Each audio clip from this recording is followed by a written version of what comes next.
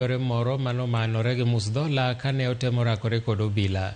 Jatend obila ma Kisii Charles Kasses oyango ni janjore no en achiel kuom jonjore mane ochano monjo dukni e gwenge ma Ogembo, Kisii, Kilgoris kod Etago. Janjore mane tiyo kod bodaboda ne orakore kod obila odiochieng' manyoro mane omiyo jonjore mamoko lal kod hinyruok mopogore opogore. Obila nonwang'o magina, kido mar Browry pistol kod lisasi achiel mapok oti godo.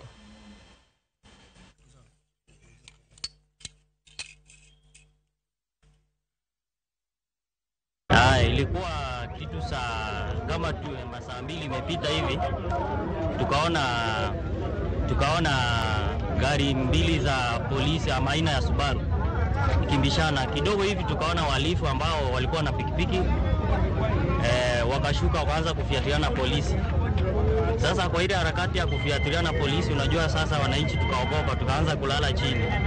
Lakini sasa kuna mmoja alifaulu kutorokea hiyo pande ya mto, lakini mwenye alijaribu kuingia kwa hiyo mlima hapa juu kwenye mnaona, yeye aliweza kuangushwa. Na flat kuna watu kama 3 hivi wameuawa na hiyo genge ya wajambazi. Lakini siku ya leo tumeweza kufaulu. Tumeweza kupatana wao hapa tukiwa tunafuatana wao kutoka sehemu ya Kisii. Kwenda kuiba M-Pesa sehemu ya Kisii, lakini tukafuatana wao kufikia hapo hii mteremko kabla tujafika kwa hii bridge kifugio hapa. Wakaanza kutupiga risasi.